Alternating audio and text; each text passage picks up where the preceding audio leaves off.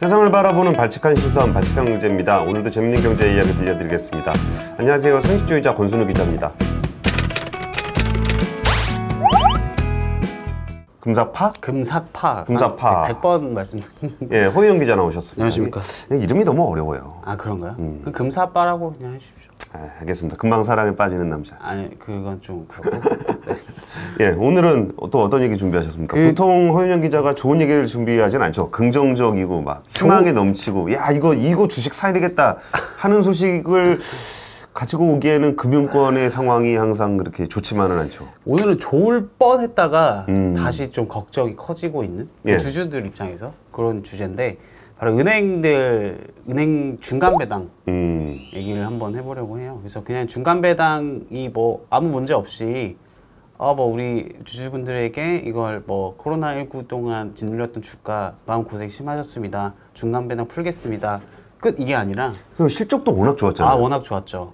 그래가지고 이 실적이 뒷받침된 게 굉장히 크죠. 그리고 아직 코로나19 상황이긴 하지만 좀 부실이라던가 이런 게 현실화되고 있지 않기 때문에 중간 배당을 이제 줄줄이 발표를 했습니다. 그래서 배당 규모가 4대 금융 기준으로 한 6천억 정도, 그러니까 전체 6천억 정도. 왜냐하면 이게 사실 금융사가 중간 배당을 한 거는 그동안 코로나19 이전에 하나금융밖에 없었어요. 근데 작년에 아시다시피 코로나19 상황 때문에 이 소상공인 중소기업 좀 위기 극복을 위해서 은행이 배당보다는 좀 이런 그 유동성 공급에 힘써라 해서 금융당국이 배당을 20%, 배당 성향을 20%로 제한을 했었거든요. 요 조치가 이제 7월 1일자로 끝나게 돼서 이제 금융지주들이 그 호실적을 토대로 4대 금융 모두 중간 배당을 이제 발표를 했습니다. 그래서 야, 이게 뭐 진짜 기업이 그 상장 기업이 주식회사가 배당을 하는 거 가지고 정부가 이렇게까지 간섭하는 업종은 정말 금융업종밖에 없을 거예요. 맞습니다. 그래서 사실 이 중간 배당 지금 이제 뭐 하기로 이제 어떻게 보면 확실히 좀 못이 박힌 상태지만 직전에도 코로나19 4차 대유행이 시작이 되면서 사실 좀 우려가 있었어요. 중간 배당에 대한 우려가 있었어. 왜냐면은 이 사실 배당이라고 하면은 금융사가 주주들에게 자본을 푸는 거기 때문에 이 자본 적정성이라던가 이 자본 적정성이 이제 코로나19 같은 상황에서는 굉장히 중요한 수밖에 없거든요. 이 건전성이, 은행의 건전성이 악화되기 시작하면은 이 전체 금융 시스템에 어떤 문제가 있다라는 경고가 될 수 있어서 그러다 보니까 이 4차 대유행 막 1000명이 넘기 시작하니까 이게 분위기가 갑자기 이렇게 되면은 또 혹시 금융당국이 다시 중간 배당에 대해서 조금 자제해달라 이런 얘기를 할 수 있는 거 아니냐라는 우려가 있었거든요. 왜냐면은 이 4차 대유행 이후에 그 나왔던 얘기가 제가 저번에도 발경제에서 말씀드렸던 대출 만기 연장 그 조치가 4차 대유행 이후로 이거 다시 연장해야 되냐 말아야 되냐 그 논의를 지금 금융당국이 하고 있는 상태거든요. 그렇죠. 9월 말 기준이라고 그랬죠. 네, 9월 말에 끝났는데 근데 뭐 어쨌든 지금 상황만 지금 당장 이 시점에서는 아직 이 연장이 된 건 아니잖아요. 그러니까 금융사 입장에서는 올해 내내 주주분들에게 우리 중간 배당 계획이 있습니다라고 이걸 한 상태였기 때문에 좀 중간 배당이 이뤄졌는데 그러니까 나는 그것도 좀 답답한 것 중에 하나가 이게 그 코로나19라는 어떤 상황을 극복하기 위해서 이제 금융권도 힘을 보태야 된다는 얘기까지는 어느 정도 동의를 하겠어요. 근데 그 정도라는 게 있는 건데 그러니까 이게 이제 코로나19로 되게 안 좋았을 때 우리가 이전에도 몇 번 얘기를 나눴지만 대부분 국가들은 정부 부채가 엄청나게 많이 늘었어요. 맞습니다. 그리고 그 정부 부채가 늘어났다는 거는 그 나라에서 그 채권을 찍어서 그리고 이제 그 나라 그 국민들한테 이렇게 많이 풀었다는 거잖아요. 힘든 분들한테. 근데 이거를 우리나라는 그 가계 부채가 많이 늘어났잖아요. 가계 부채가 많이 늘어났던 거는 이제 은행을 통해서 자금을 이제 공급을 하도록 한 건데. 그러니까 이게 사실 은행이라는 곳이 뭐 공공적인 성격이 있긴 하지만 그렇다고 해서 정부기관은 확실히 아니거든요. 맞습니다. 근데 여기에 그 개인들이 각자 도생을 해서 은행에서 대출을 받아서 이거를 코로나를 이겨내게 한 것도 너무 과도한 수준, 그러니까 어느 정도는 자기가 책임을 져야 되는 거겠지만 과도한 수준이 아닌가 싶은 것도 하나 있는 거고 거기에 같이 딸려 들어간 게 은행도 자금 공급을 좀 충분히 좀 해서 유동성을 공급해줘야 되는 건 맞는데 이게 무슨 정부의 정책처럼 정책 패키지로서 개인한테 돈 빌려주는 것이 코로나19에 극복하는 거의 유일한 방법인 양. 맞아요. 그러면서 이제 재난지원금 이런 거는 뭐 20만 원, 25만 원 이렇게 주고. 그러니까 이런 문제를 언제까지 이렇게 은행한테 의존을 해가면서 그래서 니네는 뭐 배당도 하지 마라. 네. 이렇게 얘기하는 것이 과연 이게 그러니까 정부로서의 역할은 다 하면서 하고 있는 건가라는 생각이 좀 들기는 해요.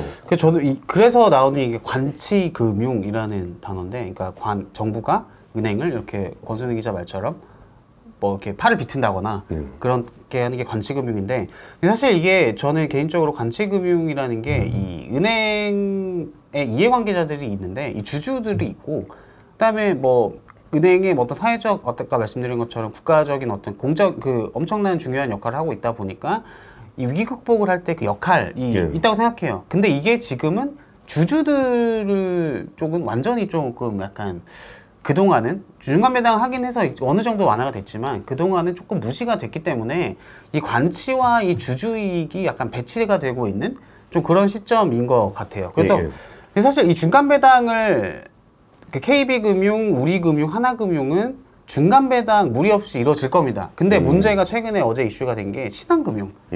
신한금융이 어제 실적을 발표를 했는데 잘 나왔어요. 사상 역대 최대 이익까지 나오면서 최대이익이 나왔으니까 당연히 배당을 할 수가 있잖아요. 왜냐면 신한 같은 경우는 자본력도 튼튼한데다 실적도 잘 나왔고, 특히나 최근에 작년 이후에 좀 KB금융한테 주가가 많이 밀려가지고 주주들을 달래야 될 필요성이 컸거든요. 거기 또 증자하면서 약속했던 것도 있잖아요. 맞습니다. 작년에 이제 증자를 대규모로 하면서 좀 그 배당 적극적인 정책을 예고했는데, 그래서 이 실적 발표할 때 신한금융은 뭘 얘기했냐면은 중간 배당이 아니라 분기 배당을 하겠다. 1년에 4번. 맞습니다. 그러니까 올해가 이제 그러니까 중간 배당, 반기 배당을 하고 끝나는 게 아니라 3분기, 뭐 4분기 이렇게 분기 배당을 하겠다라고 발표를 했는데, 근데 금감원이 금융당국이 제동을 걸었습니다. 뭐 제동을 하지 말라 이렇게는 얘기할 수 없으니까 이 좀 신한금융 측의 금감원이 분기 배당을 좀 자제를 해달라. 이건 약속이랑 다르다. 왜냐면은 확산세가 여전한데 이게 지금도 어떻게 될지 모르는 상황인데 분기 배당을 하는 거는 조금 아직 시기상조인 것 같다. 라고 얘기를 했거든요. 근데 저는 이 얘기도 참 그 금감원 얘기가 정확하게 무슨 얘기인지 잘 모르겠는 게, 이게 분기 배당이라는 게 배당을 주고 또 주고 또 주고 또 주고 하는 게 아니잖아요. 그러니까 연간 배당이 예를 들어서 1,000원이다. 그럼 분기 배당이라 그러면은 250원, 250원, 250원 이번에 나눠서 주겠다는 건데, 이게 지금 금융지주들 같은 경우는 작년 말에 배당을 제대로 못했으니까 분기 배당이라서 그러니까 단기적으로는 이제 뭐 좀 돈이 빨리 들어오는 것 같이 보이긴 하지만 배당 총액에 대해서는 거의 비슷하거든요. 배당 성향이라는 것 자체가. 그러니까 여기서 뭐 코로나19가 아직 잠잠하니까 아직 확산이 되고 있으니까 분기 배당을 그러니까 배당을 자제하라는 말까지는 그래 오케이. 근데 분기 배당을 가지고 시비를 걸 이유는 없다고 생각하거든요. 그게 좀 개인적으로는 이게 사실 그 금융사가 배당을 할 때 그냥 맘대로 발표하는 게 아니라 금융당국과 협의를 조금 해요. 그래서 금감원 얘기는 우리 연초에 얘기했던 게 중간 배당 아니었냐. 그 중간 배당을 한다 해도 이 코로나 확산, 그러니까 코로나가 조금 진정이 되면서 국내 경제가 좀 완전 턴이 됐을 때 이제 배당을 해라라고 약속을 했는데, 그러니까 금감원이 보기에는 중간 배당까지는 뭐 우리가 뭐라고 못하겠어. 근데 신한금융이 분기 배당을 들고 나오니까 조금 태클을 거는 것 같아요. 근데, 그러니까. 근데 이게 사실 분기 말씀하신 것처럼 전체 배당 성향은 이미 그 몹시 박아져 있어요. 저 한 30% 정도까지 늘리겠다. 근데 우리는 그 중간 배당이 아니라 분기로 나눠서 주겠다라고 발표를 했거든요. 그러니까 이게 뭐 주주 입장에서는 한 번에 뭐 많은 돈을 받으시는 분이 좋을 수도 있고, 그냥 분기별로 기분도 좋을 수도 있잖아요. 보너스가 한 번 더 들어오는 것처럼. 그러니까 유동성이 확보가 되죠. 맞습니다. 그래서 분기 배당을 했는데 총액을 늘리겠다라고 한 것도 아니고 그냥 단지 분기 배당을 늘리겠다라고 했는데도 금감원이 이렇게 예민하게 반응을 한다? 이게 어떤 의미냐면은 연말에 다시 배당 제한 조치가 있을 수가 있다. 저는 이거를 시사하는 어떤 하나의 사례라고 보거든요. 그러니까 이게 현대차 같은 경우는 어땠냐면은 거기가 중간 배당을 했었어요. 근데 그러다가 작년인가 중간 배당을 안 했습니다. 그러니까 그때는 진짜 코로나19로 인해서 무슨 일이 벌어질지를 예상하기가 되게 어려운 상황이었기 때문에 기업들이 유동성을 확보하기 위한 움직임들이 굉장히 많았어요. 뭐 자산을 매각한다거나 아니면은 뭐 임금을 동결한다거나 일단 유동성을 쥐고서 이게 코로나19 때문에 어떻게 될지 모르겠으니까 일단 돈을 좀 쥐고 있자. 그래가지고 이제 그 당시에 주주들한테도 아 이번에는 중간 배당은 좀 힘들 것 같다. 그러니까 유동성 문제가 그러니까 이게 어떤 유동성이라는 거는 지금 당장 쓸 수 있는 돈. 네. 부동산을 갖고 있어도 갑자기 코로나19 때문에 딱 맞으면 바로 현금이 아니니까. 네. 그래서 미리미리 자산을 팔고 현금을 쥐고 있고 그리고 또 이제 중간 배당을 안 해서 현금을 쥐고 있으면서 코로나19를 이제 보겠다는 거거든요. 그래서 작년을 넘기고 나서니까 생각보다 그 수요가 조금 살아나고 자동차가 이제 칩 쇼티지 문제, 반도체 쇼티지 문제가 있긴 하지만 그렇다고 해서 이제 이게 치명적인 유동성 문제가 되질 않을 것 같다 싶어서 올해부터는 또 다시 중간 배당을 하기로 했어요.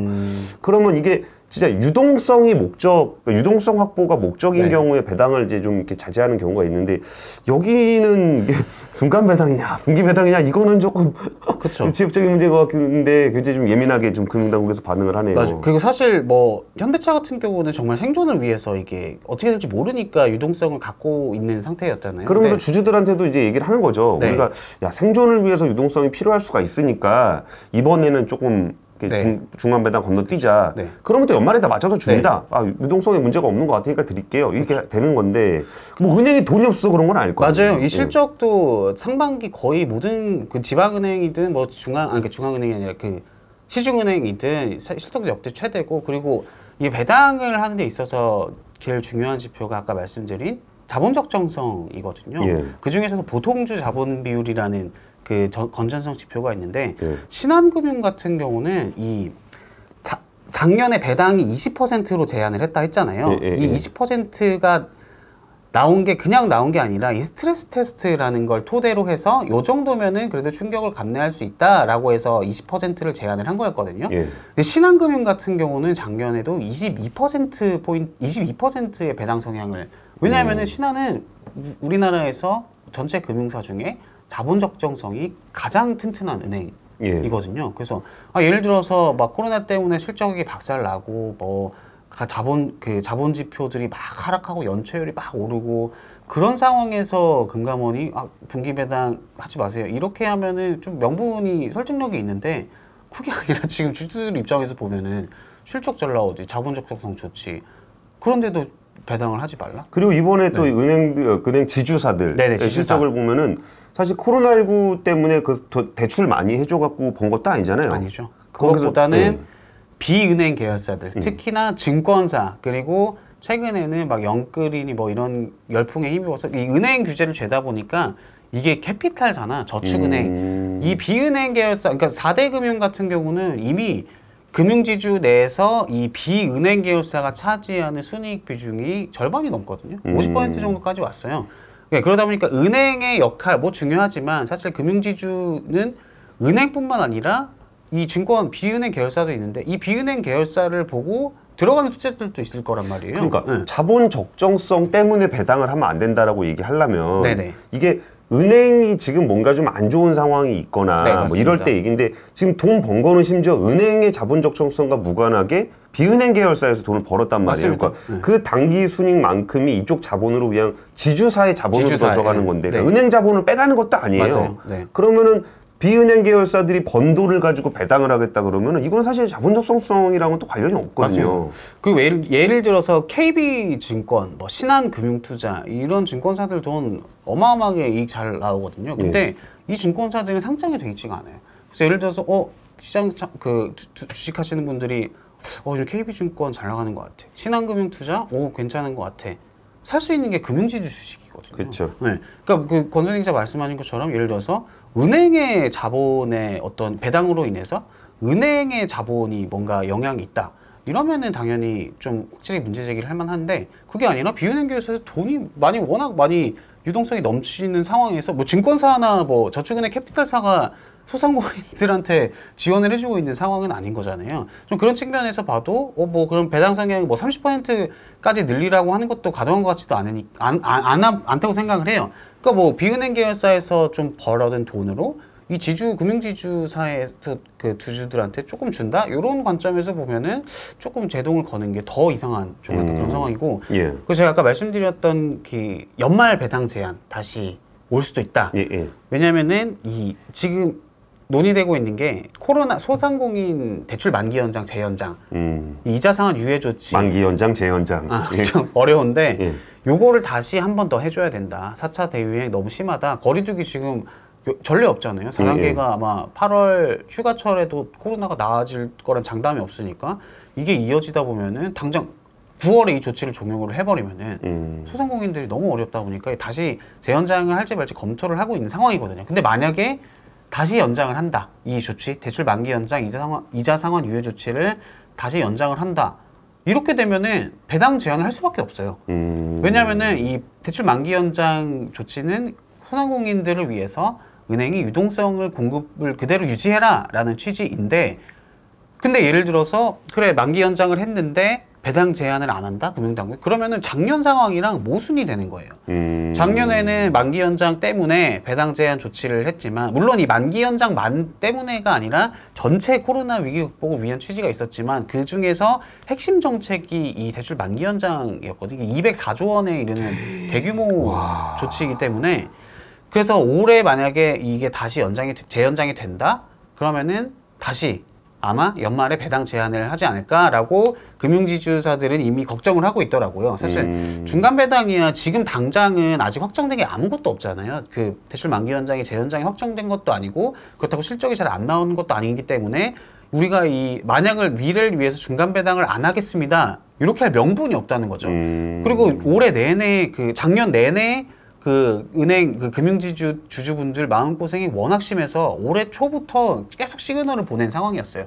중간 배당하겠습니다. 신한금융 같은 경우는 아예 공시를 통해서 분반기 배당 이미 예고를 한 상황이었거든요. 근데 이걸 없었던 일로 한다? 이러면은 뭐 단순히 이 주가 하락의 차원이 아니라 정말 이거는 관치랄까? 이게 너무 극단적으로 조금 영향을, 한국 금융사에는 영향을 미친다. 주주들에게 한 약속을 한국 정부가 못 지키게 하는 거죠. 그렇죠. 그러다 보니까 아마 은행 금융주에 투자하시는 분들은 조금 가장 관심 있게 살펴보셔야 될 부분이 이 소상공인 대출 만기 연장 조치가 한 번 더 연장이 될지 안 될지 좀 요거를 한번 보시면은 연말에 배당이 좀 괜찮을까를 좀 가늠해 볼 수 있는 좀 어떤 그런 하나의 바로미터가 되지 않을까. 그리고 배당이 또 다시 막힌다 그러면은 주가에도 영향을 미치겠죠. 맞습니다. 그리고 이게 지금 단순히 이 소상공인 대출 만기 연장 조치뿐만 아니라 이 조금 연말 배당에 좀 먹구름이 들이우는 이유가 정치권에서 요즘에 뭐 최고금리 인하했죠. 뭐 이거는 그렇다 치고 아예 코로나19 피해 사업자가 은행에 대출 원금 감면을 요청할 수 있도록 법안이 발의돼 있고. 피곤한데. 그러니까 이거는 권순희 기자가 말했던 것처럼 이 원금 감면 이거는 나라의 재정을 통해서 온 국민이 좀 합의가 필요하겠죠. 불만인 분들도 있었지만 그런 식으로 해야 되는 일이지, 이게 은행이라는 민간 회사, 그것도 주식시장에 상장돼 있는 회사에 원금 좀 어려운 분들 원금 감면을 해달라?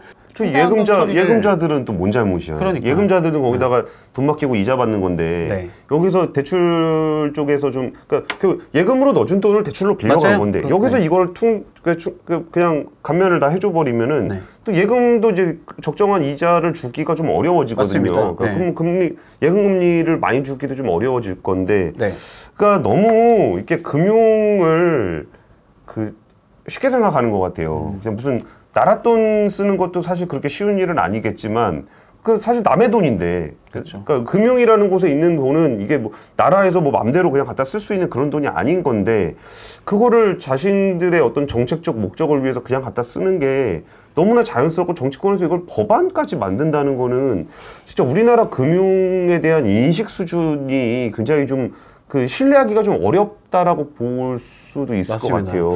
방금 말씀드린 거 외에도 이 올해 연말에 이 금융지주들의 배당 전선을 또 한번 엿볼 수 있는 제도가 또 있어요. 뭐냐면은 좀 재미없는 얘기인데, 경기 대응 완충 자본제도라는 거를 4분기 중에 이제 도입을 하려고 합니다. 정부에서.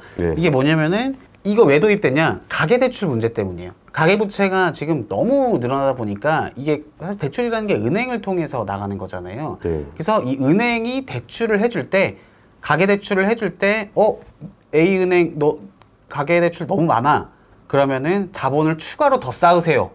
요게 이제 경기 대응 완충 자본 제도이거든요.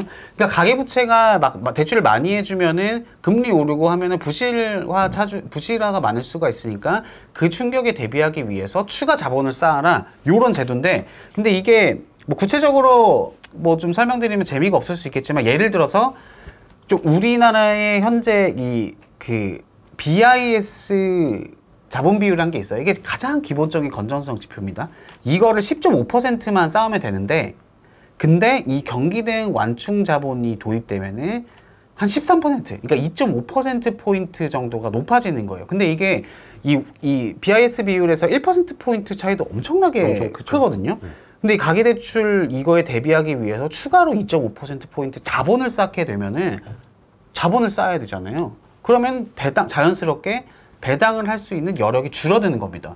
그러다 보니까 아까 말씀드렸던 것처럼 코로나 4차 대유행으로 좀 소상공인분들 지원을 연장이 되면은 이거는 연말에도 또 금융지주에 대한 배당 제한이 이뤄질 수 있는 하나의 요소고, 두 번째로 이 경기 대응 완충 자본 제도가 도입이 되면은 안 그래도 지금 대출 많이 늘어난 상태에서 추가로 또 자본을 쌓아야 되기 때문에 이것도 배당 여력을 좀 축소할 수 있는 좀 그런 하나의 요소다. 그래서 이 두 가지 요소를 한번 좀 연말 그 금융주 하시는 분들이 배당 때문에 하시는 분들 많잖아요. 그래서 이 두 가지를 좀 포인트로 해서 한번 주의 깊게 살펴보셔야 할 필요가 있지 않을까, 좀 그런 생각이 드네요. 그러니까 이 경기 대응 완충 자본도 이게 말 그대로 경기 대응 완충 자본이거든요. 네. 그러니까 경기에 대응하기 위한, 경기 전망이 되게 안 좋으면 성장률이 이게 툭툭툭 떨어지고 그러면 경제적 충격이 있을 것 같으니까 자본을 좀 미리 쌓아라. 이게 경기 대응 완충 자본의 취지거든요. 네. 근데 우리나라 지금 성장률이 지금 너무 높게 나올까 봐 걱정이 되는 거예요. 물가가 너무 올라가고, 그러니까 얼마 전에 한국전력도 뭐 지금 뭐 물가가 너무 올라가니까 전기를 올리지 말라 그랬잖아요. 네네. 그러니까 우리나라 성장률은 굉장히 잘 나올 겁니다. 작년에 기저효과도 있고 그래서. 네. 그러면 경기 대응 완충 자본이라는 거는 경기가 안 좋을 것 같을 때 쌓는 건데, 네. 그러니까 이게 이런 식으로 해석하면 안 된다는 거예요. 이게 소상공인 경기가 안 좋은 거하고 우리나라 경기가 안 좋은 거하고는 또 다른 개념이잖아요. 네. 경기 대응 완충 자본이라는 걸 이걸 통으로 묶어서 생각을 하는 거니까 경제 성장률을 기준으로 하는 거라고요. 그럼 여기 경기 대응 완충 자본이, 야, 소상공인들이 힘드니까 경기 대응 완충 자본을 쌓아야 되니까 배당을 하지 마라.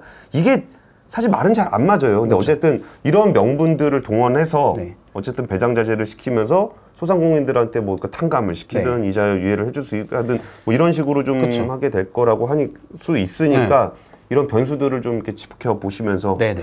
하반기 그 금융주 주가는 뭐 그닥 기대하기는 쉽지 않겠네요.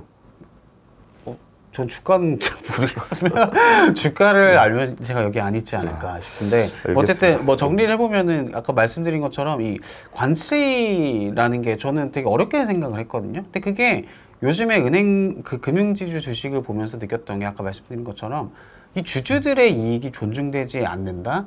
조금 이거의 주요 원인이 되는 것 중에 하나가 정부의 개입. 좀 저는 이게 우리나라 금융사들이 처한 좀 어려운 단면, 관치에 좀 가장 그 주주 관점에서 핵심 문제가 아닐까라는 그런 생각이 들게 하는 주제에서 너무 또 정리하려고 하다 보니까. 알겠습니다. 오늘 뭐 준비한 얘기는 또 중간배당 얘기였고요. 오늘 준비한 얘기는 여기까지고요. 지금까지 발칙한 경제였습니다. 감사합니다.